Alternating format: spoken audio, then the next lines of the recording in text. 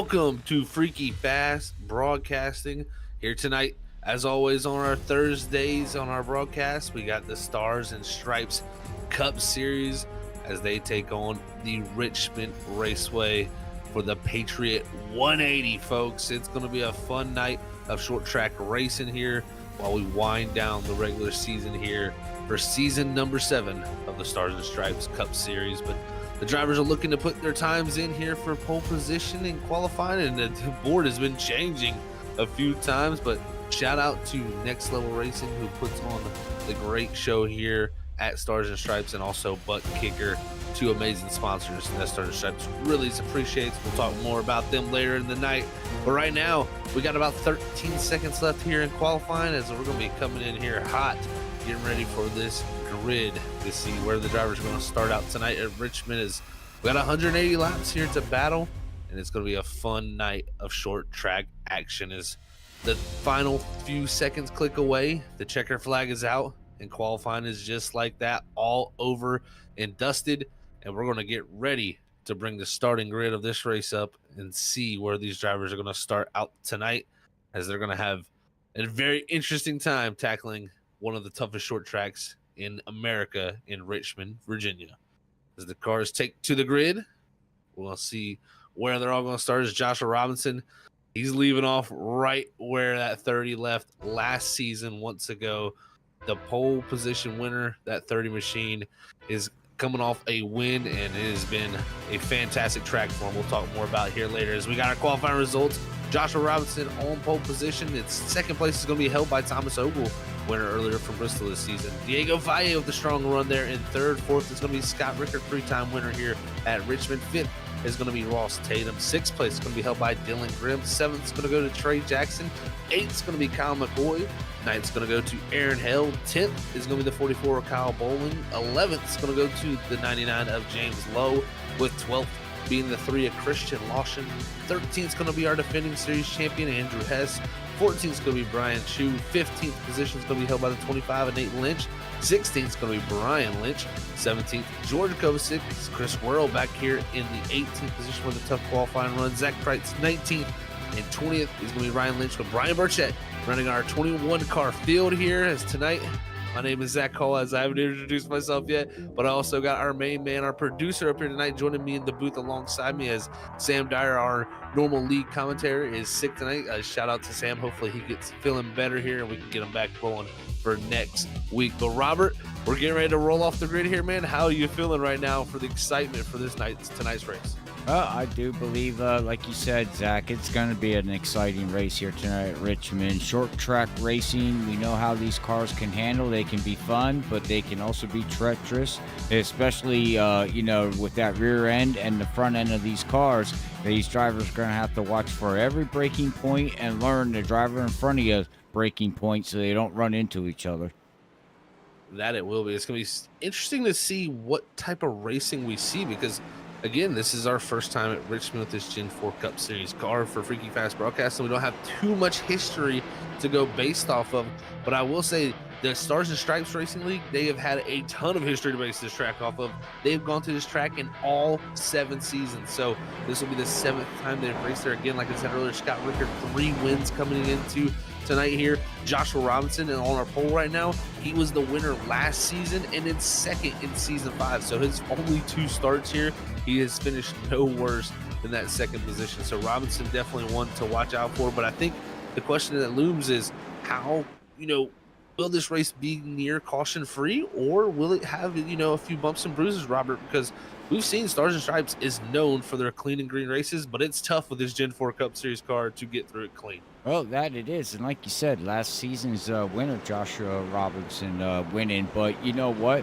They were running in the low downforce ARCA cars last season when he took this win. So can he take that information and basically just apply it right back to this here and just be, as fast as he was last season? Well, only time will tell.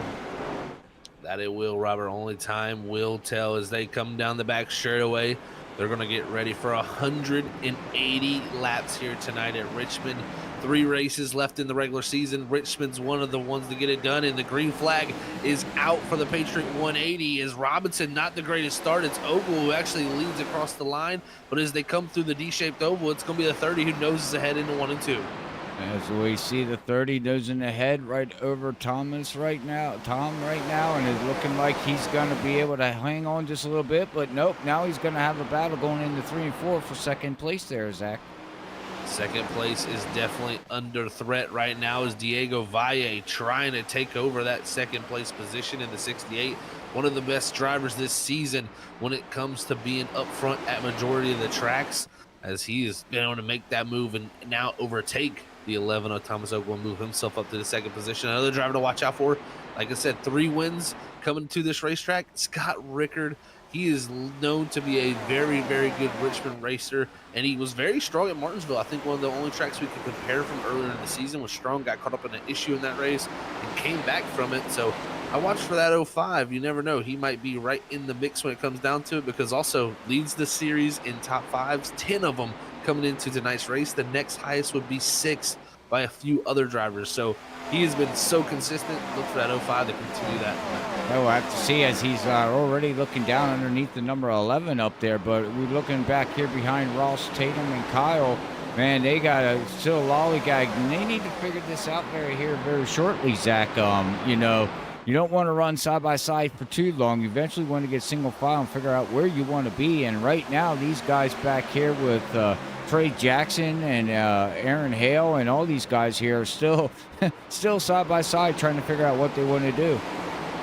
That they are, and this is going to be fun to watch with Richmond. You know, it's been classically the past few years a track that's been very, very tough to pass due to not only the aero issues, but also just mostly being a one-groove racetrack around the bottom. You really couldn't make that top side work too well like you could in previous builds of iRacing a few years ago. But I tell you what, this higher horsepower, this Gen 4 Cup Series car, we could see that outside line be a little bit more viable, I think, for these drivers when it comes to helping the drive off and put the power down, because that is the one thing that is so tough at this place, Robert, is just there is no grip coming off the exit of these corners. You add 900 horsepower to that, that's only going to make things worse. Oh, most definitely. And you start wearing out that rear tires, and then what's going to happen there, ladies and gentlemen, is that you're going to lose total grip on there. And as you keep getting laps put on those tires, they keep getting heated up. They don't cool back down. And then you're just starting to slip and slide. And you can see guys wheeling and dealing it then, you know, until their next pit stop, or the pit stop when it's time for them to make that stop there to get, you know, fresh Goodyear tires on this thing. But right now you can see everybody just settling out right now, and it looks like everybody's just going to go single file right now, Zach. Single file for the majority of the field at the moment. Is really the only car making a pass at the moment is the 6 of Chris Worrell, who just overtook the 18 of Brian Chu back there for the 14th position. So the 6 quickly making his way through the field. But right now, the first 8 laps clean and green. The thing I was kind of questioning coming in tonight, Robert, is as I looked into the stat book and just looked into the previous history, because again, 6 previous races here, had a ton of stuff to look at. And one thing that caught my eye was really the number of cautions at the races at Richmond. You know, season 1 all the way back with the ARCA car, you know, so long ago, they had 9 cautions in a race. So, you know, a fair amount. Season 2, they come back to Richmond, they bring it back down to 3 cautions. So have a very, very clean race at Richmond. Then season 3, they come back around, they have 16 yellows. So they kind of turned it back around to what they were near season 1.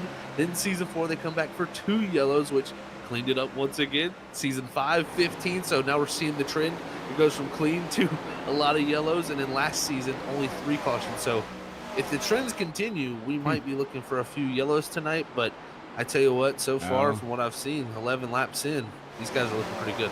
I was just ready to say that, Zach.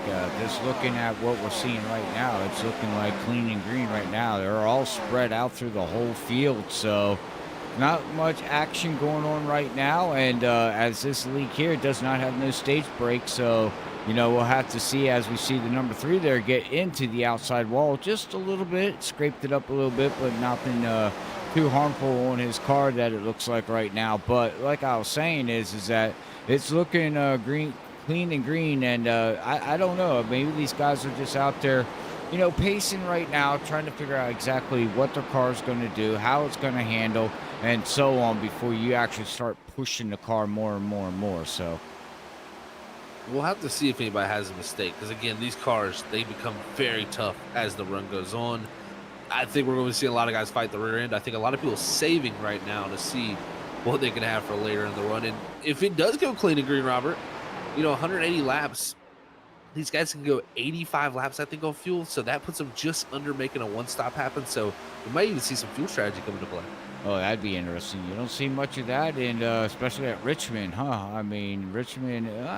I guess back in the day, you seen fuel mileage at Richmond, but not here lately with the cars that we have running here and the way the yellows are flown. It's sometimes it's questionable yellows, and sometimes it's not. But in an iRacing side of things, yeah, that would be interesting to see a fuel mileage race at Richmond, Zach. It really would be. And Stars and Stripes, kind of known for it. I mean, Yeah. you look at the races we've had this season, a lot of them have come down to what strategy is the fastest, the one stop by saving a little bit of fuel, or the two stop by getting fresher tires and coming down pit road that one extra time. So I'm very interested to see what's the case tonight. So if we do go green, we have a very cool, I think, little thing to watch here of what strategies might play out. But we'll have to see what these guys are doing. As right now, we're watching the number 99 of James Lowe here. He's up 2 positions, running in 9th position, trying to crack down in that Good Wrench service car of the old Dale Earnhardt Senior vehicle. That is one of the beautiful cars out there. Trying to track him down of Trey Jackson right now, and right now it's still looking like he's looking pretty good right now as we move up to Trey Jackson, and Trey Jackson is trying to catch up to the Kyle here of McCoy, up 1 position too in that number 7 machine there, Zach. He's looking pretty good, and Ross Tatum right now is all the way up here running in 6th position, down 1 position, but not bad. We know how Ross can run. He normally saves on his tires and takes fuel runs and pushes it to the end of the envelope, if you want to call it that, where it comes down to some of the strategy calls he makes. We ask ourselves, what's he doing? He definitely pushes the envelope there. And I mean, he had those early wins, so he could do that. So I think that's what allowed Ross to do that. And he decided now, getting back towards the playoffs, you need to get ready for just straight up racing. And it looks like James Lowe trying to overtake now Trey Jackson, who was just behind a few moments ago. We were watching his Lowe, one of the faster cars in practice, did not able to replicate that in qualifying, but slowly, methodically moving his way through the field, now trying to take over that 8th position. This 99 could be one to watch out for as this race continues on. But, we're getting down to the end of this regular season, Robert. We got about 3 races left, and it's getting close with those final few spots in the points. And I look at someone like Dylan Grimm, who's running 5th right now in the 23. That is a really big moment for him. I mean, he needs to continue this tonight and get that a good finish, because he comes in actually on the cut line tonight, 4 points above it. But the big thing for him, Joshua Altice, the driver who was closest to him in 13th, who was 4 points out, he's not here tonight. So Altice not being here tonight, that has a huge effect. And then it would allow Brian Chu to be the closest driver in. So he's 39 points back. So that's a little bit more of a sizable gap back to Brian Chu, but it's still something that he can work with here in these final 3 races of the regular season. But Dylan Grimm definitely trying to build on that cut line. Well, yeah, running up here in a 5th, and if he can finish tonight's event, in the top at least 10, would definitely help him, with the next 3 events coming up, because, you don't know what's going to happen in the next 3 weeks. You can have good pace, good racing going on right now, and when it comes to racing, that all can turn in a flip of a head with one race, and within 1 lap or within 1 turn, your season can turn around. So that's why racing is such a mental thing, that you must pay attention and run every lap to the best that you can and the ability you can in real life or just in sim racing or whatever, because you never know when it comes to racing. You really don't. You really, really don't. So we'll have to watch tonight how it all works out. No stage cautions like we brought up.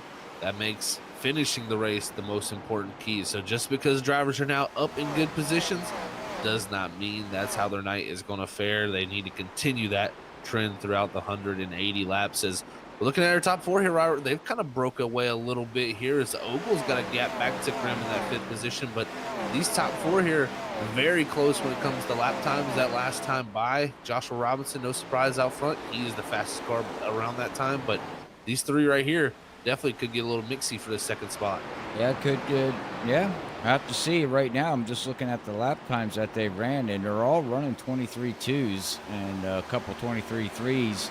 But basically, this whole field, Zach, are within a 10th of each other. Now, it might be spread out on the leaderboard, but their lap times are basically the same. It really is interesting to see that. I think that, you know, we're seeing such close lap times. I mean, I look, our leader right now, Joshua Robinson, 23:31 last time by. Someone like Christian Lawson, someone like Chris Worrell. Chris Lawson last time, back in 13th, 23:36. Chris Worrell, 23:33. That's 200s off our Right. leaders running. It just shows you how close everything is in between the field. There's really only one driver I'd seen last time by run a 4 in the top 13 or 14.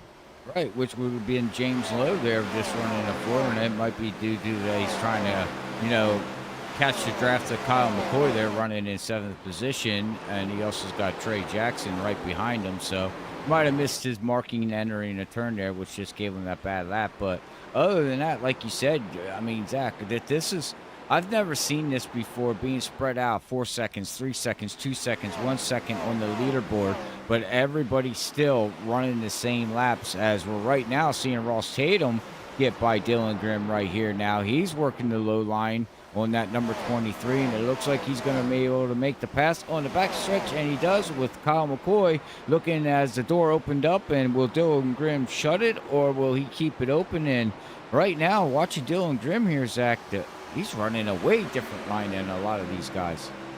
It looks like he's starting to struggle with a little bit of rear grip, Robert. He's not able to keep the car low on exit, and it's really hindering his performance, allowing guys like Ross Tatum, guys like Kyle McCoy here to turn up underneath that 23.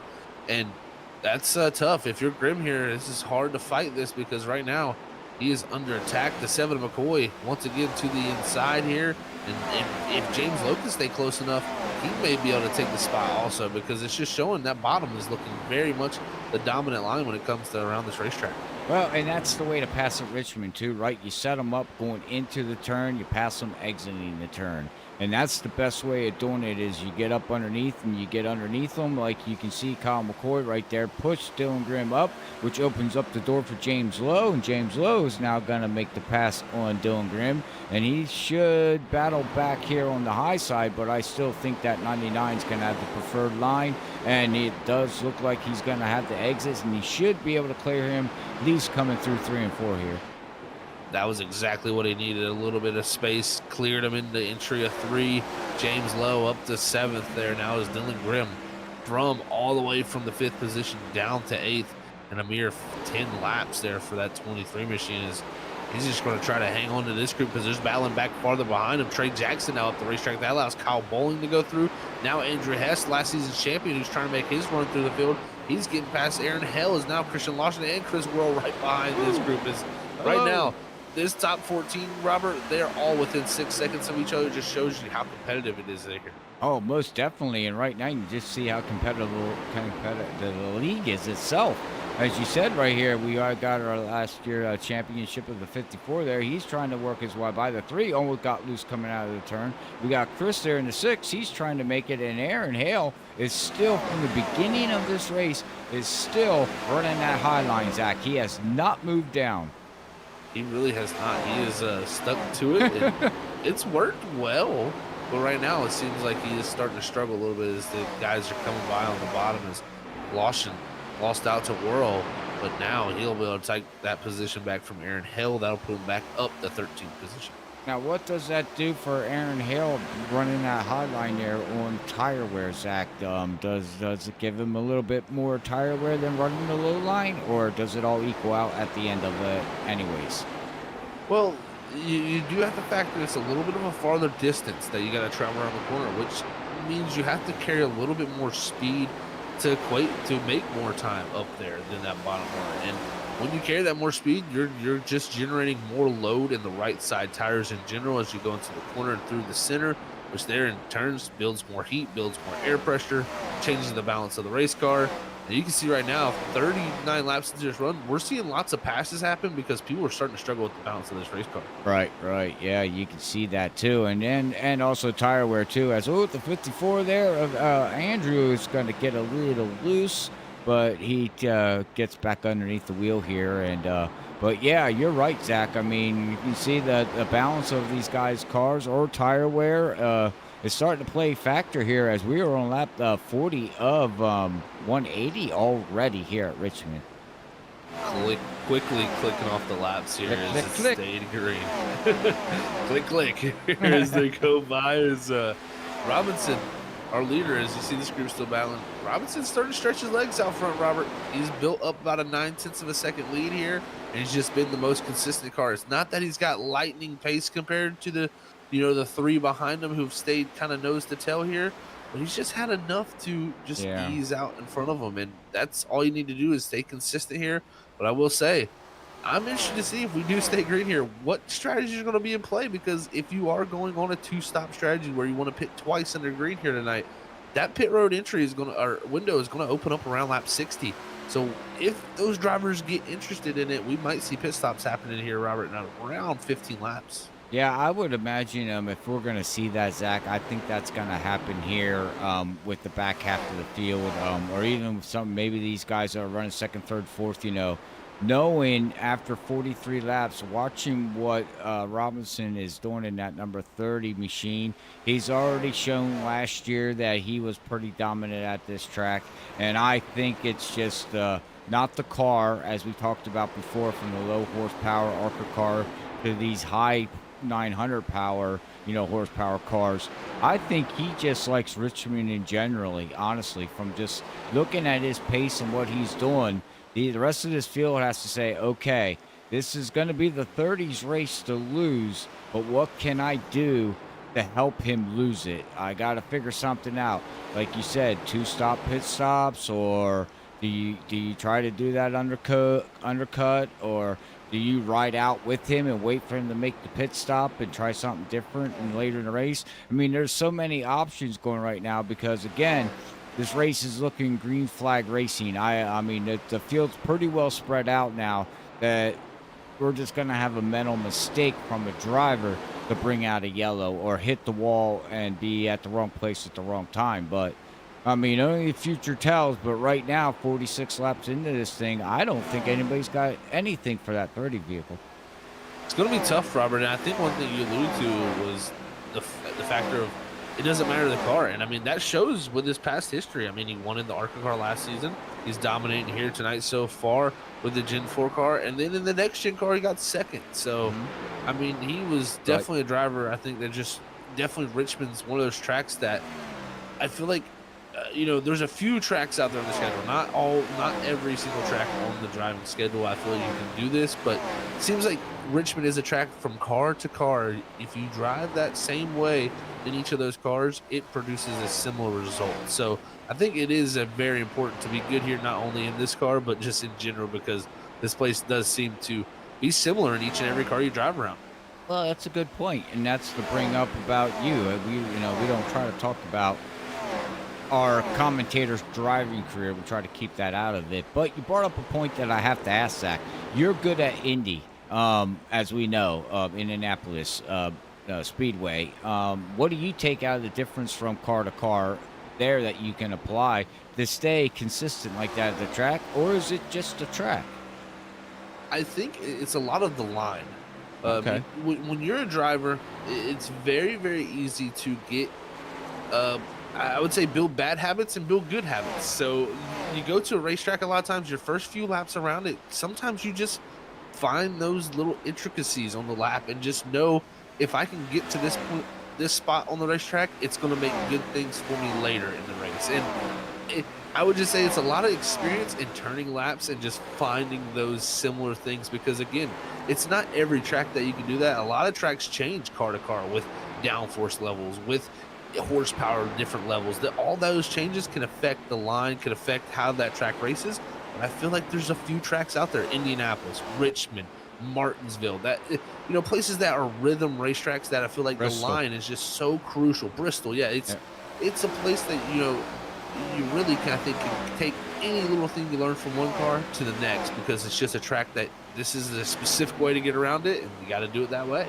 There you go. Well, that's a little insight from a driver, the commentating driver standpoint of things. And very well said there, Zach, about how that all goes into play. As we're still watching here, as we got Andrew and we got Chris here trying to battle for, looks like 12th and 13th place. Or, yeah, I think it's 12th, 13th, or no.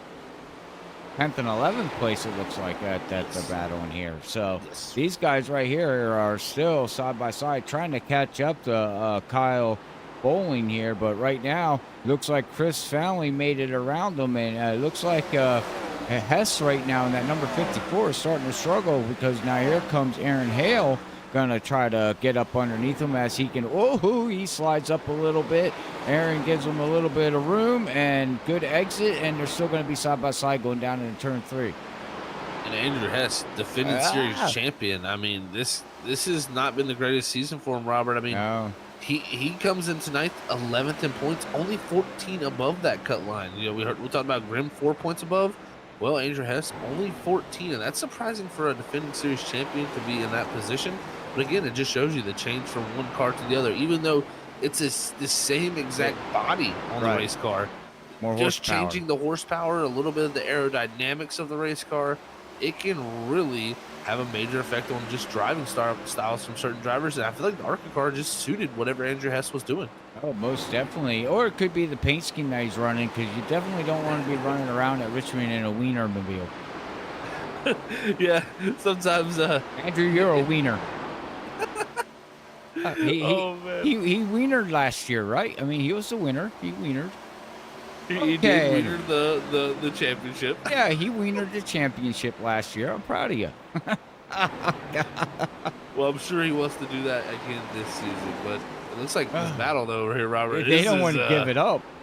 This is definitely heating up as hell. Is having to run the bottom where we haven't seen him be most of the night, and that is producing some pretty good racing here. Is the 54 somehow able to stay side by side with him? And he's loose on the high side. You watched him on the last lap. He was that car was twitching back and forth, and I think, man, look at the run he gets on the high side. That just goes to show you that Aaron Hale on the bottom line there is getting good entering, but not exiting good. You can see the car. It's rotating great coming in. Watch what he does when he comes out. He just can't get back on the gas. He really can, and taking that tighter line off the exit due to that car on the outside can have a huge effect on trying to put the power down. And right now, the Force trying to everything just too tight in the center there. Yeah. I think the 54 here going to clear him down the back straightaway and hold on to that spot. But while this has all been going on, Robert, up front, we talked about Robinson, nobody having nothing for him. This 68 of Valle has found something. Robinson has been struggling the last 3 to 4 laps. He's been in one of the slowest cars in the top 5 by a couple tenths. Right now, Valle, very consistent, and has been able to close into this gap. Yeah, and Scott Ricker, too, running the same lap time as Valle. So, yeah, this is interesting. That 68 is starting to hound down that number 30 machine, and we'll see here lap 61 of 180 if what he can do, if he can pass him, because, again, watch how we seen this last week on the 68 and on other cars. Watch how smooth this car is, Zach. It literally doesn't move at all. It's like the car is being driven on a rail. And that's also his teammate does the same thing. It really does. They've really found the grip so well. And Valle's, what I've noticed with Valle, especially this season, he's been very, very patient with the runs and allow the run to come to him. And it's produced amazing things on long runs. And right now, it's doing it as we have our first couple takers on pit road here, Robert. It's getting busy. Like I said, lap 60, they feel like the 2 stops the way to go for a few. Is James Lowe, Thomas Ogle, Kyle Bowling, Aaron Hale. I mean, so many drivers on pit road. Oh, as we'll see as everybody's making pit road. But I definitely want to go on Valle's here and just watch his wheel input. And then we can ride with somebody else. Look how, oh yeah, it's getting a little loose exiting, but Right now, it's looking pretty good right now. You can see it's pretty stable, ladies and gentlemen. Looking good, looking good. Easy on the gas. See, coming out of 2 there, he was really gentle on the gas. And coming into 3 and 4, same thing, same thing. But he is struggling out of 4 a little bit. You can see there just twitching a little bit. So he's not having the same success that he is in 1 and 2 than he is in 3 and 4 there, Zach. Not able to do the same, but one thing I'm watching about Scott Ricker. Interesting line being utilized by him. He's moved up the track, and look at this. Up on entry, and then I believe he's going to bring it down the hill here to get Whoa. the good straight run off. And we'll see. I mean, it's producing lap time right now. That was a 23.705, fastest Wow. lap time on the racetrack. Look at the run that he got on the Valles there going there. But this is, I don't ever recall seeing this. This is the horsepower. This is exactly what horsepower can give you, folks, in my opinion. When you have huge changes in momentum of the race car from a high speed down to a lower speed, putting the power down is the most important thing. And when you're up top there, you can get that straight exit. I mean, Whoa. look at this '05. I mean, the runs are immaculate, Robert. Is that what we're calling it? Because he's like 8 miles per hour faster than that 68 there exiting out of turn 3 and 4. Watch it again, ladies and gentlemen. Way up. I mean, he's way up. And this run that he gets coming. Look at this. This is going to be a huge head of steam here. So he's going to have an opportunity probably to almost Oh look my for God. it, but I think he's going to decide otherwise. He's going to drop back to the bottom here, try to get the good turn up off of 2. And I think that's where he's finding success. He's found success in 3 and 4 up top. And I think what he's going to do is go to the bottom in 1 and 2 and stick to the top here in 3 and 4. I think this could produce some good lap times here. So he's going to put the pressure on Valle here coming out of 4. I saw he's going to get him if he keeps doing this. Look at this. He's right there, but I don't see him. What he's doing right now was in that '05 is he's getting the run out of 3 and 4, but he's also not pushing it going into 1 and 2. He's still making sure he's hitting his markings, but here he goes. He's going to stay low and try to make the pass on him going through 3 and 4 here and see if he can get the run out of 4 into 1, and it looks like Valles is going to pull over and say, okay, you're a little faster than me. Here you go, buddy. I love the racecraft there from Valle because he drove up the Robinson. Robinson started to drive away again, started to struggle a little bit. If he would have raced for that position, they would have just gave up more time to Joshua Robinson in the long run. And I love the racecraft there from the 68. Give up the position to the 05. He looks a little quicker right now. See if he can go up there and make some noise with that 30 machine. Is Rickard employing a very interesting line to get that run. That was so fun to watch there, Robert. As we got a driver going down, it looks like we're going to have Nate Lynch going a lap down here right now, as he's going to fall behind their Valles in that 68. But now, if you notice, Scott Rickard changed his line here, Zach. He's no longer running. Oh, let's see what he does going down here in the 3 and 4. Oh, no, he's still staying high, my bad, but it looks like we got fresh tires are going to go rolling by him here. Yeah, that's Nate Lynch. Also, Brian Lynch in the 24 right there. Those drivers are 2 laps down after their pit stop, and they're trying to go up there and get one of their laps back from that 30 of Robinson up ahead. Yep, Ross Tatum is going to bring it out. So the question's going to come down to is when does Josh in that 30, when does he make his pit stop? How long do you stay out, Zach? That's the question, Robert. I mean, if you're going to do the one-stop strategy, if that is what they feel is going to be the way to go, it's going to be lap 90. That is when they want to come to pit road. And like I said, 85 laps on fuel here tonight is what I'm hearing from a lot of drivers. It's going to be tough to stretch that out, especially at the race road. But here comes Robinson.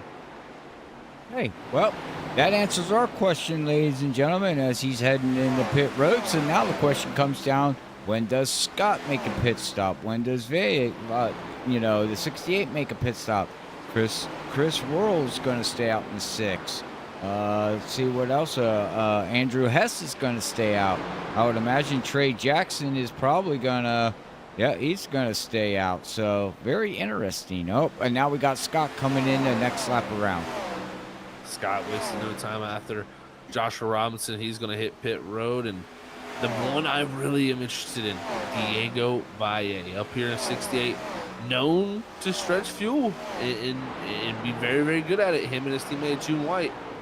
What will he elect to do? I think this one stop, if anybody's going to do it, it's going to be the It's going to 68, be, Robert. yeah, the 68. I wouldn't imagine no different than what he has done all season. And I would imagine that he's going to come down, when that fuel run is out on this stent here. So, because then all that does is give him the gas, the fuel to make it with the one stop and gives him the tire advantage.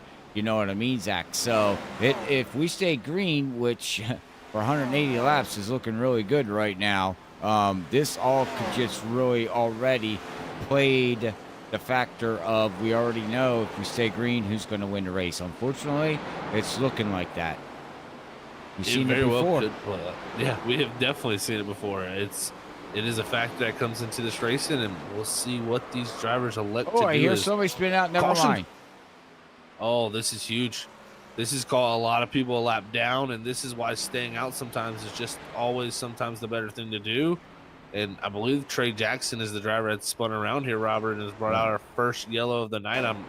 No contact. I thought at first maybe it was contact, but I think he actually just came out on cold tires and spun this car around here, as you're seeing on this replay. Yeah, he did. Came out cold tires and backed it into the wall. Not much damage, but it was enough to spin it around, bring out the first caution of the race here tonight. So, like you were saying, going to catch a couple cars a lap down. This is all going to change here. The drivers that did stay out is going to be Diego, Chris, Andrew Hess, looking good, Ryan Lynch, Brian Chu, George, Tom. I mean, we got some, all the way down to 6th place right now is actually looking pretty good. This is amazing for a lot of guys. I think this is huge for Diego because he was one of the drivers battling up front already for the lead. He's going to benefit huge from this. Other drivers like Thomas Ogle, Kyle Bowling, others that pit so early, they luckily unlapped themselves, so they'll be able to get 4 tires and get back on pace with the leaders. But huge win for Diego Valle. But I think Chris Worrell, the biggest winner of them all, that driver started back in 18th. He's going to probably restart around the 3rd position when we get back to going green. What a job by that team. Sorry, reading chat. You gotta love chat out there. Just thank you everybody out there for tuning in. Of course, this actually gives us a perfect time here to shout out to some of our sponsors out there here at Stars and Stripes Racing League. Is they got 2 amazing sponsors that really help put on the show here. And first one we want to get a shout out to is ButtKicker. Feel what you've been missing.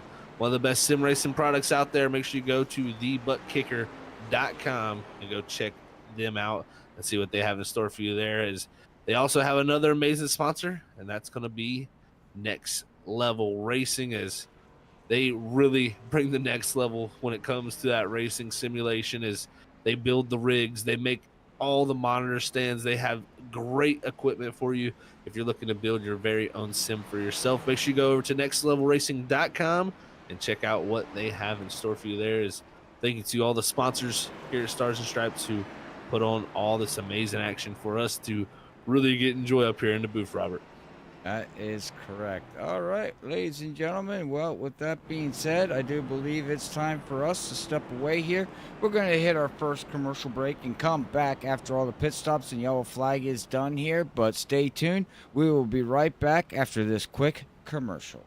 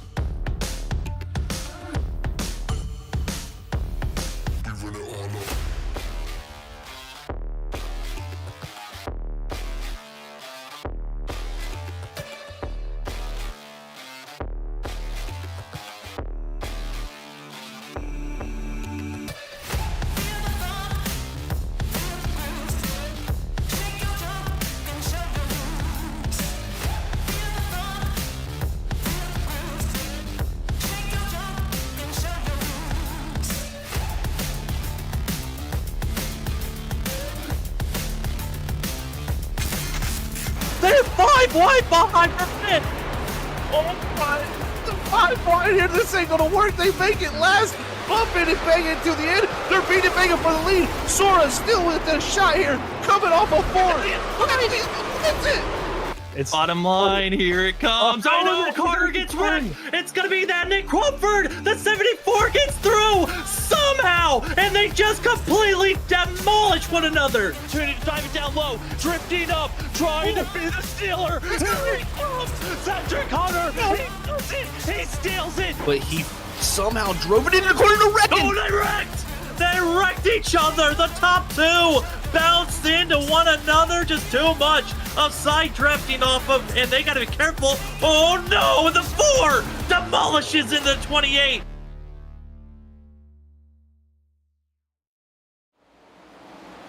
And we are back here at Richmond for the Patriot 180, folks, here at Richmond for the Stars and Stripes Racing League.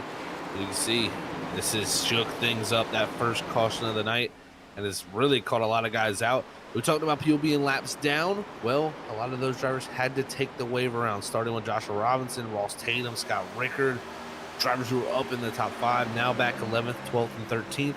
They're going to have to be hoping for some type of yellow rubber to bring them back into this. But the one thing that does change here is these drivers will have to make one more green flag stop. Where the caution came out, they will not be able to save the fuel.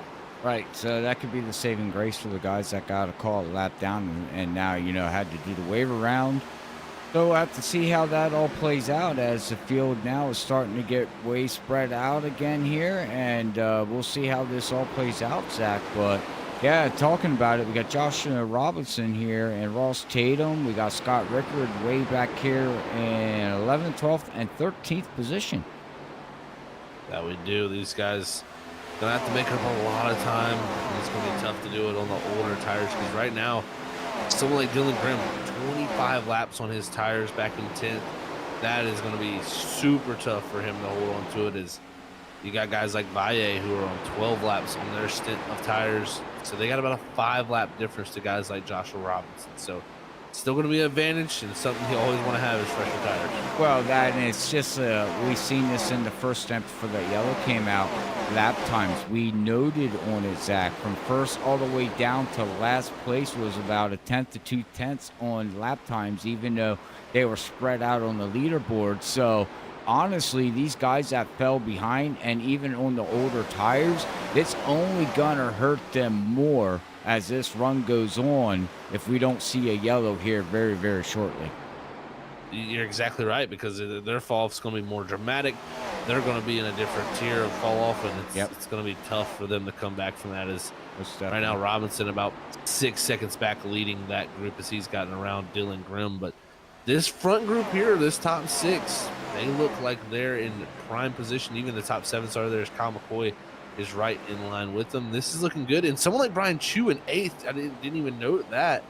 This is huge for him, Robert, because he come into tonight 39 points below that cut line to Grimm and Andrew Hess. Ooh. So right here, this could be Brian Chu's opportunity to gain some points on someone like Dylan Grimm, who unfortunately is on some of the oldest tires right now in the 11th position, will probably be dropping back as this run goes.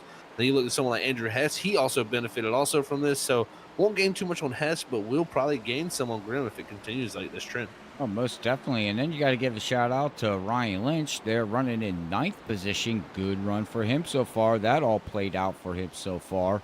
Also, George in the 65, he did stay out. He did pit on lap 79, but tonight it doesn't look like the speed is actually there for that 65.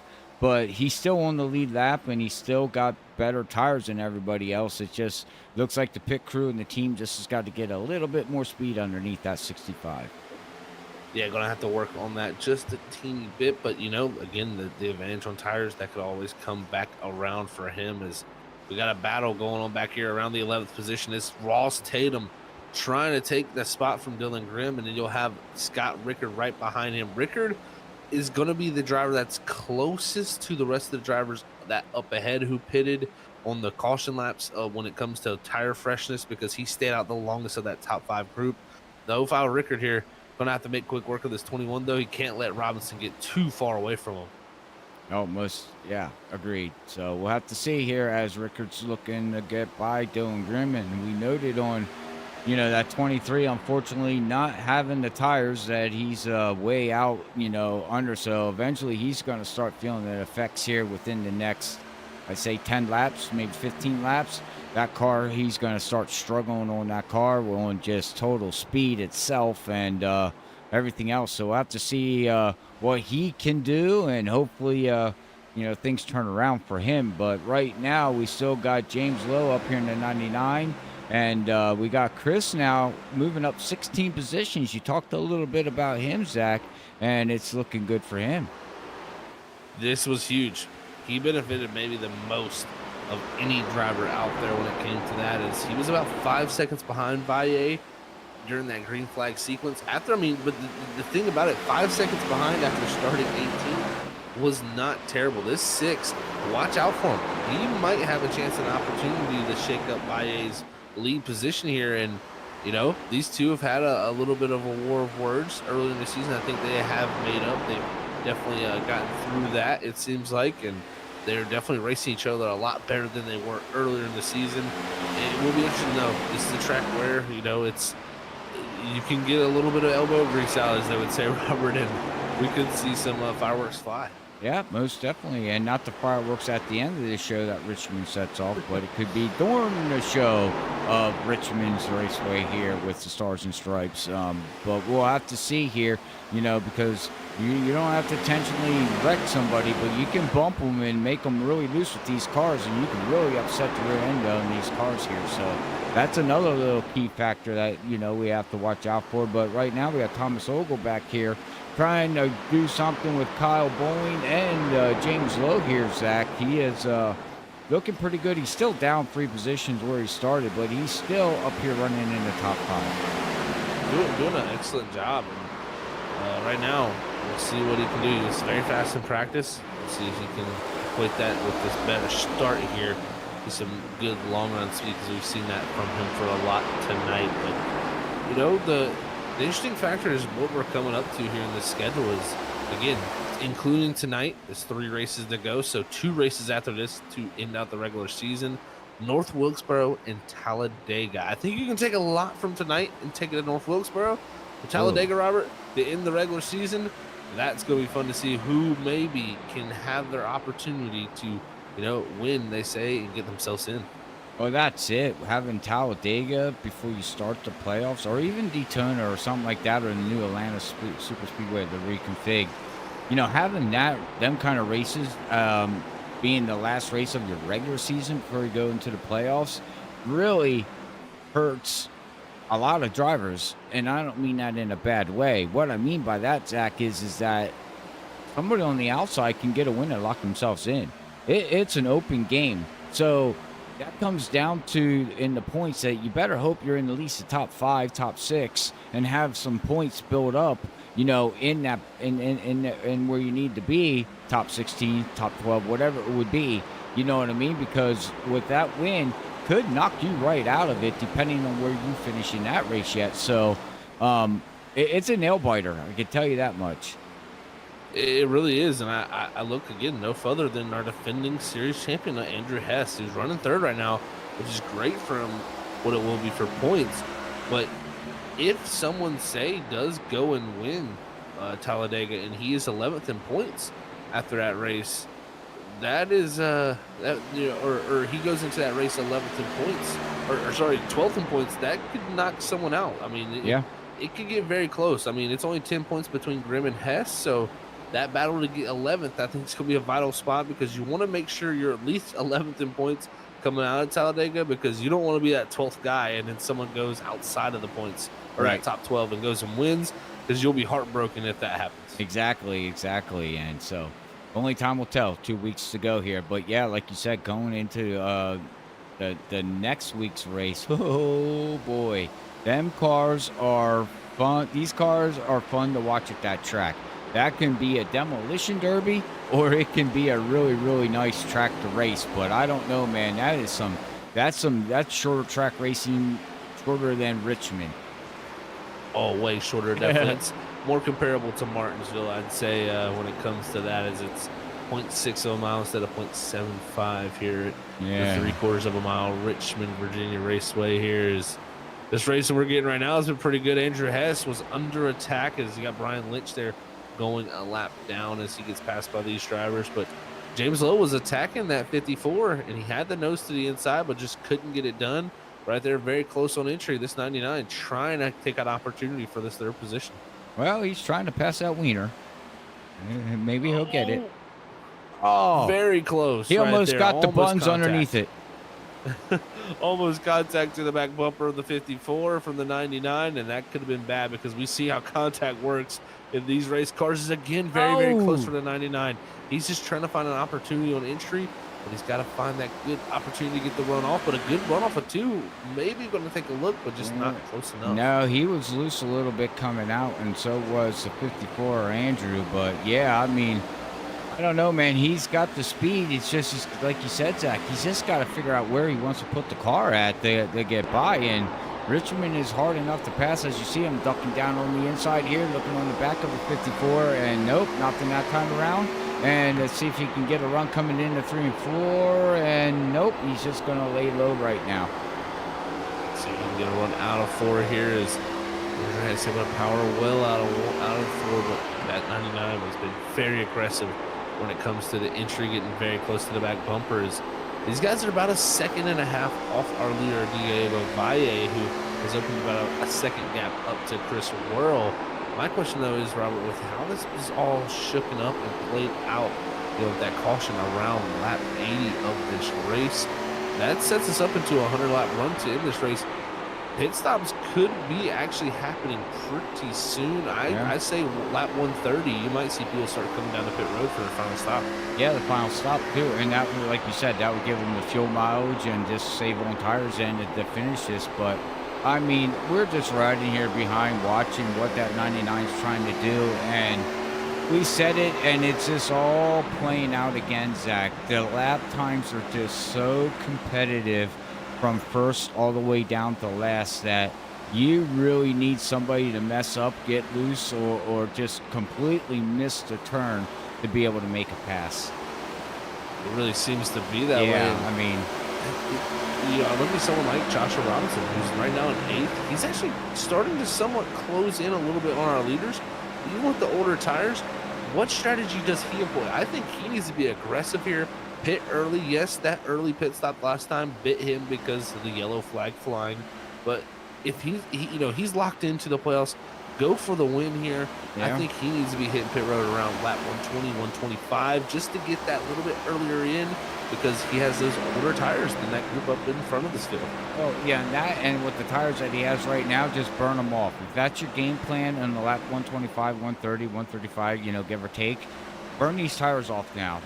And this might be what he's showing us now here, Zach, that he's like, okay, I know what my game plan is. I'm just going to roast these tires because there's no point in saving anymore. I'm just going to go out there as fast as I can, burn them off, go in and make a pit stop, and then hopefully, everything plays out for him.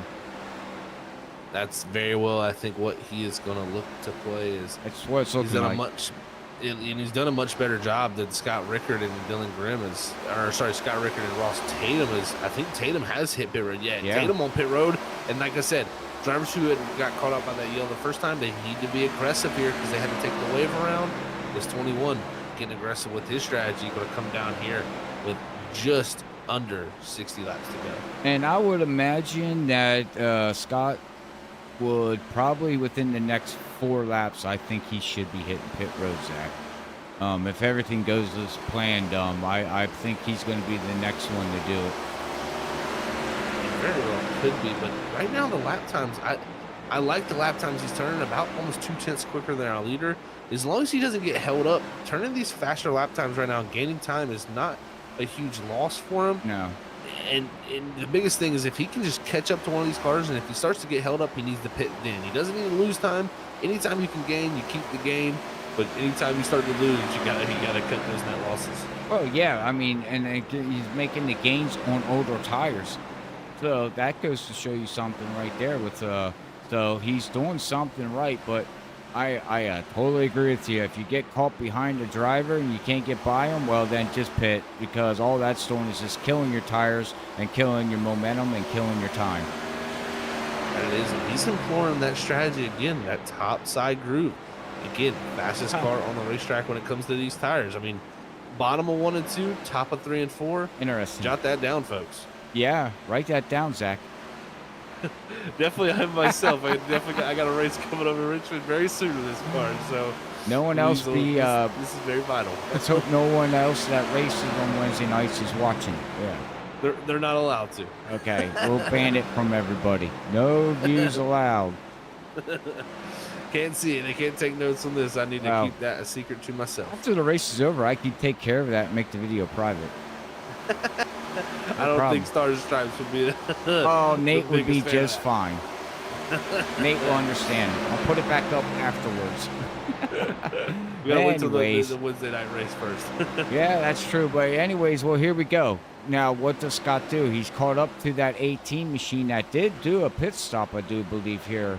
Oh, no, he did. Not yet. But, okay, well, looks like Brian Chu's going to let him go on by. So, there you go, Zach. That didn't hurt him at all. It really didn't. And I think that's why he's continuing on. I mean, again, with that pass, he was only 300 slower than the leader passing a race car. That's still a net gain in my book. So, 05 stays out on the racetrack and tries to run down that 30 of Joshua Robinson, who's about 2.4 ahead of him, who Robinson has kind of hit the cliff, Robert. He's starting to fall off a good bit here as he closes into Kyle Bowling. And we had Dylan Grimm. He's heading down into pit road, ladies and gentlemen. But, yeah, keep an eye on this. I think what Josh did here was he burned off his tires. Now, I think he's waiting for a certain lap, Zach, to go in. We're on lap 130 of 180, so if he burned his tires off, as we can see, the times are starting to show that. What lap is he deciding he's going to pit is what I think. I think 135. It very well could be that way. I think a lot of guys here on 130 are going to be coming down. James Lowe, as I say that, actually was coming down, and he was going to miss pit road, had to turn back onto the racetrack. Huge time loss for the 99. Well, that throws that race out the window. That is definitely a huge loss for him. I mean, 25.52 last time by. That's almost 2 seconds slower than anybody out on the racetrack. Yeah. Now the 99 heading back down the pit road once again. And see if he can get it in. And yeah, I'm not surprised to see the 6 at World pitting. It's a good call, I think, on that team, because right here, we're sitting at just under 50 to go. I think this is the perfect time for a pit stop. Yeah, I'm still shocked that the 30's still out here running on these old tires like this, Zach. I personally am too, Robert, because his gap went from where he had it down to almost 5 seconds. It's now upwards of 7 seconds to Diego Valle. He's lost about 2 seconds here, and even losing time to Scott Rickard, who's closing in. You can see Nate Lynch closing in on the new tires. That just shows you how much faster tires are. Oh, yeah, he just almost ran right over that 30 machine here. So, well, let's pay attention to the top 5 here, ladies and gentlemen, because you got Kyle McCoy still has not pitted in that 7 machine, but he did pit on lap 80. So if anybody's going to stay out, you're going to look at at least the top 4, because they pitted on lap 79 and 180, lap 80. So they're good. They should be able to stay out a lot longer. But I'm just got to pay attention on what. I'm still interested in what this Scott Rickard and Josh is going to do here, because this is. Oh, speaking of it, Josh is now entering pit road on lap 135. All right, well, I called Zach's prediction right. Right, you did. It looked like that was the right timing for him, and he'll bring it down as Scott Rickard here continues on for another lap, Robert. So this 05 feeling like he wants to stretch it out a little bit. I'm not surprised at the lap times he's running. He's closing down all the drivers ahead of him, at least. I still think if a win might not be in the cards for the 05 and the 30, but definitely a podium position is still available. And for someone who's Scott Rickard, like I said, had 10 top 5s coming into tonight, he would love to add that 11. Oh, of course he would. And I don't see why he shouldn't be able to, because I would imagine he's going to be looking at pit road here either this lap or next lap by, after he lets some of the lap traffic and the lead lap cars go by. he should be soon hitting pit road. But up here to our leader yet, still looking at a 6-second lead over Andrew Hess. Out there running, pitted on lap 79 of Diego. I don't know if anybody's got anything for this guy. It's going to be tough, Robert. I think the thing that's causing him to wait here, folks might be saying, well, why is he not pit yet? No, why is Diego waiting so long here? I think Diego has said, well, we saw what happened the very first, caution of this race. I stayed out longer than anybody. I caught a yellow and it trapped all the guys I was racing at one point for the win a lap down. He doesn't want to be in that same situation, so I think he's waiting it out here. I think the 68 most likely on pit road at latest by at least 1:45, I'd say, Robert. That's about as late as you want to stay out. Oh yeah, like you said, Zach. Run it out right now, being let everybody make a pit stop, because what if the same scenario happens this time around again? He's going to catch all these guys another lap down. So this all could just play out just the way he needs it. It very well could, and the lap times he's running very, very consistent. So that's the key. And here he comes on lap 140. He stretches it a little bit farther than anybody. But here comes our race leader down the pit road. Andrew Hess going to continue on. Same for Scott Rickard. So right now, many different strategies going on right now with a mixed bag going on. Well, I guess we called the 68 wrong because he decided to come down. So, all right. Well, we're going to cop up here to Andrew Hess here, our defending champion of last year. And you can see all the fast cars that did make their pit stops is rolling on by the 54. And this is not helping him. This is actually kind of hurting him. So I do think that if he's going to do anything, he's got to hit pit road here very shortly. He really does, Robert. I think the 54 can't wait too long. He'll lose too much time. We'll see how long he elects to finally come down. He stays out. No, he might be electing to do similar what he did earlier in this race and catch that yellow. The big benefit. I mean, if he catches a yellow here, he'd be the race leader. Right. I mean, that'd be huge if he could go out here and get a win tonight. That would make the worries of being 11th in points no more. Well, very true, because leading a lap and get one bonus point is great, of course, but it's not going to help him out right now. He needs to have solid finishes up in the top 5 or a race win, like you said there, Zach. So running out like this, losing all this time on fresh tires, it looks good on screen, but in reality, it's not looking good for him. He just needs to, I think for him staying out, as he's staying out again here, which is just very shockingly here. I think he should, I'm shocked he hasn't pitted yet. I'm very shocked to see a lot of guys haven't pitted. I mean, yeah, I looked at our top 2. I mean, those are the guys that have yet to pit right now. Is Andrew Hess and Scott Rickard. They continue on 65 for Andrew Hess, 69 for Scott Rickard.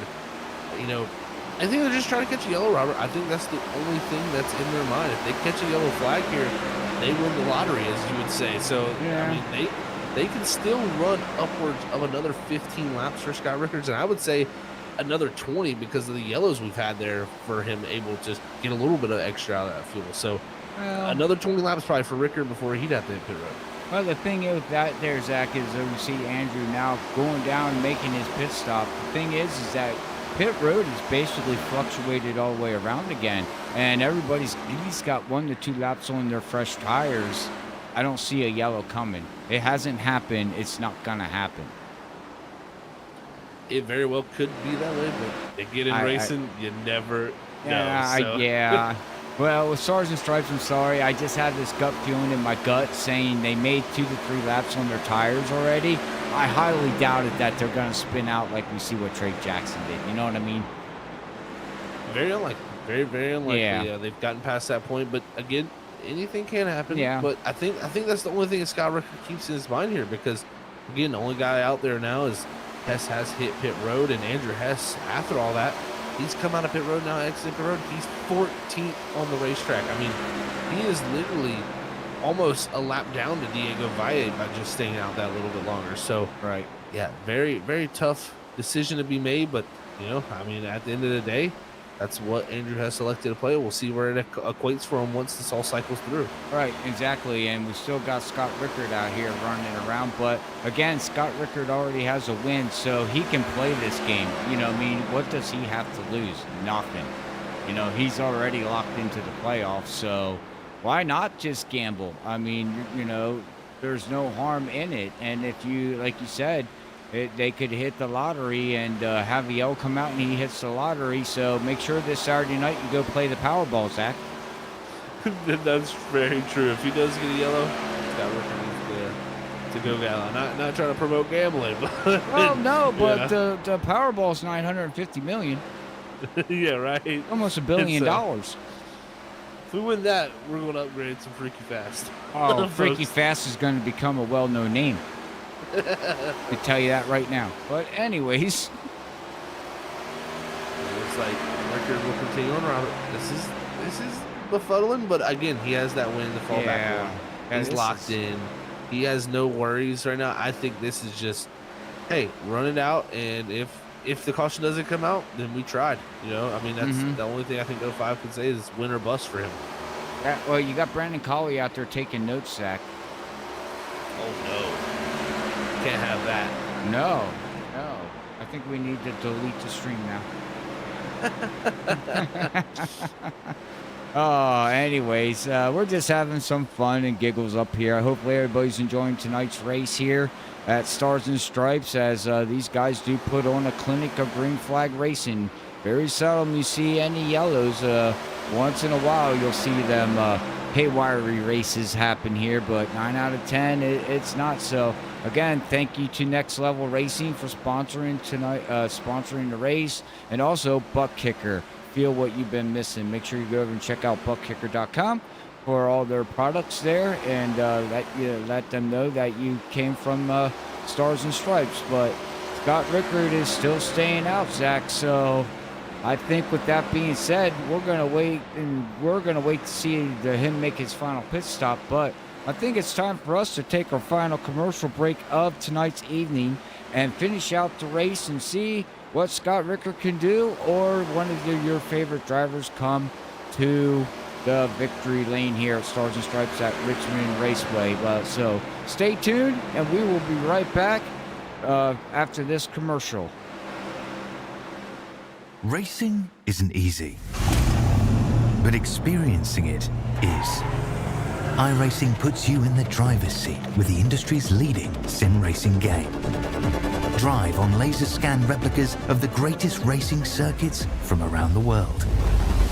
Go head to head against other drivers chosen by skill-based matchmaking to ensure competitive racing at every level.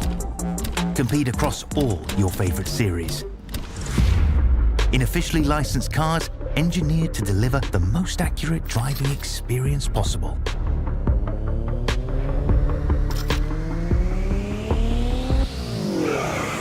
Join a race or host your own with players from across the globe.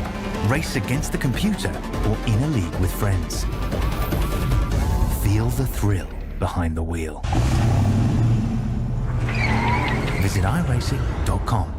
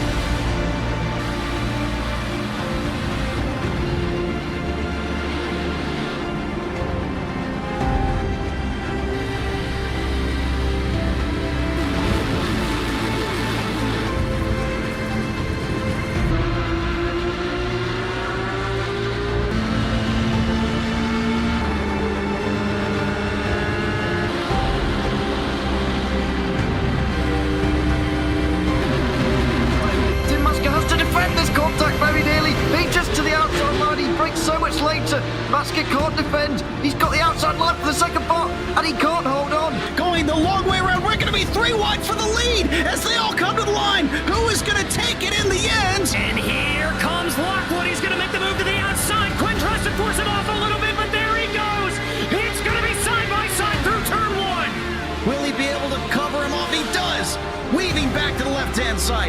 Fields is trying everything. The kitchen sink is being thrown at it. They're leaning on each other. Coming into turn number 3. It's going to be a drag race through 3 and 4. Coming back to the line. Here comes Trish on the bottom. Richard's going to hold the inside. Tries to be the late breaker here. They're going to be side by side through the final chicane. They bang doors, but keep it clean. As they're still 4 wide on the run down into the back straightaway. Demerit's looking for a line as well. What is going on in Michigan? Novak into the fence. They're still beating and banging. Oh and to the line. He is much faster coming through there. Is there damage on Challenger? Abramitis is ahead. There's going to be a race to the line. Who is going to get it?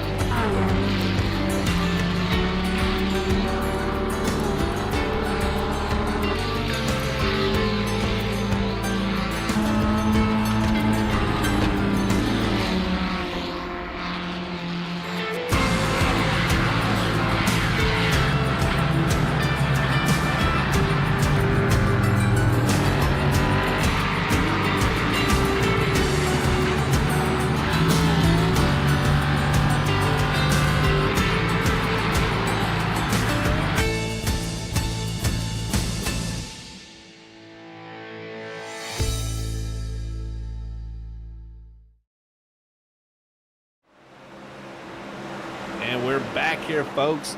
8 laps to go for the Patriot 180. And you can see it. The 68 of Valle, he is now transitioned to the lead as Scott Rickard had hit pit road about 5 laps ago from the lead. And he decided he was done and dusted. Couldn't wait for the yellow no more. That allowed Valle to cycle to the lead, but Chris Worrell in the 2nd position. Thomas Ogle in 3rd. That looks to be the battles that could possibly play out. But with 7 to go, Valle took control of this race, Robert, and just has not looked back ever since that first yellow flag. Oh, yeah. Hey, we called it back after that first yellow flag. If this all plays out the way it should, we are 1 caution into this race, and that's it. It's been green flag. So unfortunately, we kind of knew what the prediction's going to be, Zach. I mean, and here we are, 6 laps to go. 68's leading the race. That he is. 68 has done an excellent job tonight to position himself, played the strategies, all the cards have been dealt his way, waited longer to pit, has the fresh tires, and just now on a leisureful drive on Thursday night, trying to get another victory in the win column. And the big thing for him, another victory that is huge for Diego now, will tie his teammate June White with 3 wins after tonight's win, if he can pull this one off in the next 6 laps here. I mean, Robert, that's stacking up some playoff points for that team. That's looking good for the 68. That is definitely playoff points are the key, right? With 2 races to go yet. Can he keep this momentum going? Oh, Scott Ricker got such a run and almost ran him over there, Zach. That was very close between there, the lap traffic of Scott Ricker on the fresher tires and the 68 of Valle there. Is it was like the 05 was trying his best just to get back on that lead lap as quickly as possible, because if a caution does come out, the 05 wants some opportunity to better his position from 13th. But now, luckily, he will be on that lead lap, so if a caution does come out here in the next 3 laps, he's got an opportunity to race on the lead lap.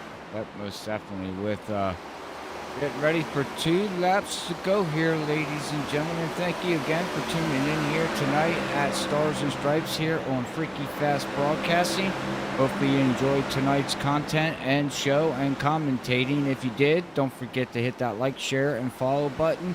We do much appreciate it. And also, after the stream's done, in the comments below, make sure you leave a comment about what you liked about the race or what you didn't like about the race. With we got the Freaky Fast white flag out in the air, Zach. 1 lap to go here at Richmond. Diego Valle, your leader. Chris Worrell in second. He's got pressure from Ogle, but this man up front, no pressure on his mind. The 68 of Valle played his cards right, and he's going to exit out of Richmond, Virginia with 3 wins and some more playoff points to add to his total as we near the playoffs in just 2 weeks. In 2 weeks, that's right. So congratulations to the 68, bringing it home. The 68 anyways, bringing it home for the victory here. And we got second place going to Chris, and Tom Ogle is going to bring it home in 3rd position. And rounding out your top 4 there, Zach, is going to be Josh in that number 30, Robinson, bouncing back from leading most of the laps here. That he did. Josh Robinson, as Valle burns it down, goes all the way back up to 4th in 4 seconds with off the lead. So great job by Robinson there to hold on to what he did and get back up into a good spot. But tonight wasn't his night. The 68 of Valle burns it down here in Richmond, but we're going to get set here. We're going to go get ready to talk to our top 3 drivers here in our post-race show. You get to hear what their thoughts are on tonight at the Patriot 180 here at Richmond. The Stars and Stripes Racing League will be back here in the next few moments.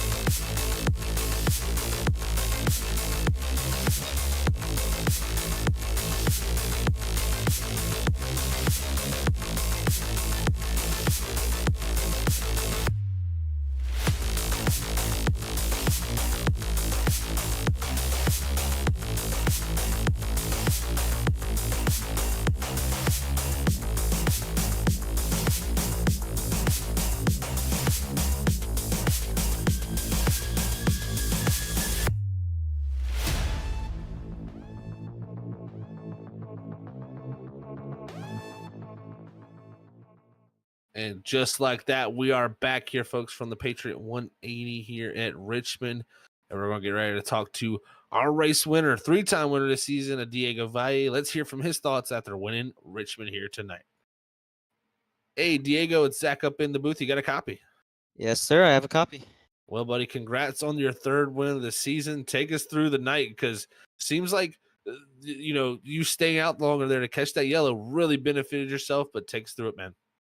Yeah, well, I was aiming to make the 1 stop to begin with. I was just barely making 90 laps at the end of that run, which really helped me out with that caution. But yeah, I was planning to go the distance, which really helped me, and then that gave me the track position that I needed to capitalize on the 2nd run, and it was just smooth sailing from there. Definitely a great call there from you, Diego, and I figure that's what it was. You're electing to go for that 1 stop, and definitely benefited you tonight with catching that caution there. It would have been interesting to see how the 1 stop, 2 stops would have played out. That yellow definitely a huge factor in it. But you came in here tonight, Diego, with 10 playoff points entering the night. You enter out here with the win. That's going to give you a few more. How does that feel now with 2 races left in the regular season? Well, that feels real nice because, there's nothing better than having an advantage entering the playoffs. That's what I'm here for. So, yeah, just happy to gain a little bit more of an edge a couple weeks from now. It's going to be fun when the playoffs start to see who is going to be that top person when it comes to playoff points. At the moment, June White and Diego should be the top 2 as we head to North Wilkesboro next week. Diego, how do you feel about that, man? Because, Richmond here tonight looked very strong. You looked strong at Martinsville, so been very good on the short tracks. How do you feel entering North Wilkesboro? Well, I figured my chances would have been pretty good for North Wilkesboro, but sadly I'm going to have to miss next week. I'm going to be out of town. But after that, we'll see. Well, Diego, it's unfortunate here you'll be out of town, buddy, but we will definitely be missing you up here in the booth. But before we let you get out of here and go celebrate your win here tonight, anybody want to send a shout out to? Shout out to y'all up in the booth. Y'all do a great job up here week in, week out. Appreciate it. Shout out to my dad. Shout out to my mom for watching these races all the time. Shout out to my little brother, my little sister. And shout out to GSI. Their wheel, the D2 Max 32 fueled this win. So big shout out to them. Well, awesome stuff, Diego. Congrats on the win here tonight at Richmond, and we will catch you in 2 weeks, buddy. Sounds good. Thank you. All right, folks. That was your race winner there, Diego Valle, 3rd win of the season. Huge momentum for that kid as he heads into the final stretch here of the regular season.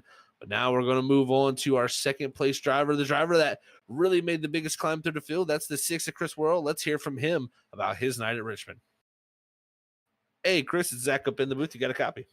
What's up, Zach? How you doing, man? Well, I'm doing good, Chris. I hope you're doing well too, my friend, because what a night you had here. That caution definitely a huge factor in helping you out here tonight. But, man, 18th up to 2nd. It was a great drive through that first run, and staying out that long, catching that caution benefited you a ton. Take us through your night, though, man, and what kind of strategy you had coming into tonight. Yeah, that first run was wild. Screwed up qualifying, so I started in the back. Took it easy, made my way up, towards the front. I figured I'd stay out just in case, there's a caution, and I got lucky there. But yeah, hats off to Diego. It's like he's running in his own track or something. Like he told me his tires, and I had 12% better tires, and he was still smoking me on that first run somehow. So hats off to him. The winner, great win to him. Other than that, it sucks to finish 2nd, but it's a good points night, so I'll take it. Just Chris. good racing the whole way through. No, I talk too much. You go ahead. No, you're all good, buddy. You got 2nd place. You deserve to talk. So, you entered tonight, man, 79 points above that cut line. Like you said, haven't got that win yet to allow yourself to get locked in. But I think with tonight's points, you should most likely be locked in with these next 2 races of North Wilkesboro and Talladega to end out the regular season. But how do you feel getting ready for playoffs and also these next 2 weeks coming up to end the regular season? Yeah, I'm excited about it. Just got to find a way to beat Diego in June here, and try to get a win. Vegas, I feel like I had that one. We had an incident happen, and I got that one taken away from me. So I've kind of been bummed since then. Been beating myself up a little too much. Tonight, I really thought I had a really good shot, but just out of nowhere, Diego obviously put in the work. So hopefully I can get a win by the end of the season. That'd be really nice. That's all I'm going for, to be honest with you, being my rookie year. But looking forward to Dega. That's always fun. That it will be. Dega's always going to be a wild one, Chris. Well, congrats on second place here tonight. Before we let you get out of here, anybody want to send a shout out to, my friend? Yeah, my buddy James Lowe, first and foremost. He built the car for me. Appreciate it. It's a fast one. Brian, George, the Moonshine Mafia, Nate, everybody who runs the league, Derek, I'm not sure if he was here tonight. Everybody that runs in the league. Just a great race. I got into Andrew Hess there earlier. I didn't mean to get into him. If he's listening, I'd like to apologize again to him. But other than that, I think that's about it. Well, Chris, you have a great night, man, and we'll catch you next week at North Wilkesboro. Yes, sir. Have a good one, Zach. All right, folks. That was your second place driver tonight of Chris Worrell. Amazing interview as always from him as he's looking to make his way one step closer to those playoffs these next 2 weeks here at Stars and Stripes. Now we'll move on to a past winner from earlier this season, Thomas Ogle, that winner from Bristol. Let's hear how his short track played out tonight in Richmond. Hey, Thomas is back up in the booth. You got a copy? Yes, I do. Well, Thomas, great run for yourself tonight, man. Up to that third position. Started second. I mean, take us through it. You were one of the first drivers to really elect to jump onto the two-stop strategy early in this race. It caught you out with that yellow, but luckily with your pit stop early enough, you stayed on the lead lap. But take us through. I mean, did you think the two-stop was going to work over the one-stop, or what led you to that strategy? It wasn't even an option for me. I was going to be about 4 laps short on each side. So I'd have been 8. I wasn't even thinking of saving, I couldn't make it. So I kind of committed to do that from the start. I could have ran a little bit longer, but I didn't want to lose track position. The car was loose and it was so hard to pass. I figured I'll let people pass me instead of vice versa, Definitely very smart strategy to employ there, Tom, and it brings you home a third place finish there, man, fighting for second all the way down to that checkered flag. I mean, the regular season's coming down to end. You're, of course, locked yourself in with the win earlier this season at Bristol. What do you think you need to do in these last 2 regular season races of North Wilkesboro and Talladega to get prepared and fully ready for the playoffs, Tom? Just kind of what I did tonight, kind of manage my race, maybe get some bonus points for the playoffs, survive the super speedway. Rockingham, I'm pretty good there. It's a high tire wear track. You got to be patient. So these young guys kind of kill me on these short runs or the high grip tracks because they're so fast. You know what I mean? They just don't ever seem to burn up their tires like Diego is so fast. He doesn't fall off. He's just really good at managing his fuel and tires somehow. So I kind of need some high wear tracks to kind of run with those guys. I'm an old man, you know what I mean? So I kind of have to have some help. Definitely know what you mean there, Thomas. Well, man, I tell you what, I can't wait to get to those playoffs to see what you could do there heading into Rockingham. Definitely going to be a fun start to it for yourself. But before we let you get out of here and go celebrate your top 3 here tonight, Thomas, anybody want to send a shout out to? Just my teammates, Andrew, Brian Lynch, Josh Robinson, and the guys that put on the league do a great job. And thanks to you guys for broadcasting it. I appreciate it. Well, Thomas, we appreciate all you drivers do out there for us to put on the show, and thank you again for everything you do yourself. But congrats on your third place finish, and we'll catch you in North Wilkesboro. Yep. Have a great week. All righty, folks. That was your third place driver there, Thomas Ogle. What a night it was for him, bringing home the third place finish, as that's going to round out our post-race interviews tonight here from the Patriot 180, as we're going to look to head now into the unofficial results of this race to see where your favorite drivers ended out the night and see how Richmond played out for them, because I'll tell you what, tough and tricky racetrack. That one caution we got tonight definitely turned everything around for a few drivers. As we look at those results, Diego Valle getting that 3rd win of the season for himself. Chris Worrell going to have an excellent run in 2nd place from the 18th starting spot. 3rd is going to go to Thomas Ogle. 4th is going to be Joshua Robinson. 5th is going to go to James Lowe. 6th is going to be Kyle McCoy. 7th is going to be Kyle Bowling. 8th, Andrew Hess. 9th is Ross Tingman. Rounding out the Freaky Fast top 10 is Dylan Grimm. As we look through the rest of that leaderboard, though, Scott Ricker, definitely one that sticks out of my mind in that 11th position. Waited till pretty much 20 to go to hit pit road. He was making sure that he could try to get some type of yellow to help him out, but just did not find that tonight as the rest of the leaderboard clicks through. It was a wild night of racing here. One caution, and that's the least amount of cautions we've seen here at Richmond and Stars and Stripes. So great job by them for all making it through tonight with only one yellow flag with this Gen 4 Cup Series car. First of all, very tough to drive and very easy to make contact, and usually contact equates to big mistakes that bring out yellow. So good on the league. Shout out to Stars and Stripes for really putting on a clinic when it comes to clean and green racing. But before we get out of here, we're going to get our final thoughts from myself and Robert Moyer Jr. Robert, any final thoughts from yourself from the production and the commentary side of the night? Well, for the production side, says itself there from the viewers. But as the racing side of things, Zach, it's a good old Richmond. We could see a fuel mileage race, or we can also see demolition of cautions. And tonight, the Stars and Stripes put out a good league race here with one yellow, and it all just fell in the hands for that number 68 machine as other drivers tried to do the little bit of, thinking and dunking and trying to figure out how to pass the 68, but, it all didn't work out the way they wanted it to. So congratulations again to this 68 machine getting a win of the third one of the season before we have 2 more races left to go of the regular season to wrap up before we head into the playoffs. It's going to be interesting to see before we head to those playoffs who is going to be maybe the first driver to get 4 wins. Diego Valle, 3. June White, 3. The 2 teammates have been on fire this season. We have a few other guys at 2 wins.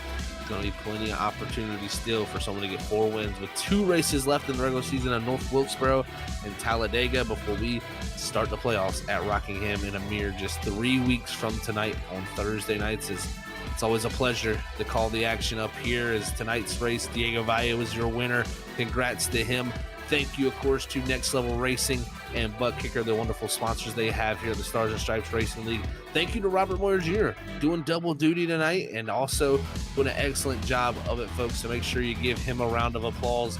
Also, shout out to Sam Dyer, our main commentator for all of these nights here for Freaky Fast. Hopefully he gets well and can get back soon here and get back to his lead role, because I know I definitely don't bring that same level as him, but we try our best up here to bring the show we can. So again, thank you all to everybody tuned in tonight. We start back up Monday night, ISRC.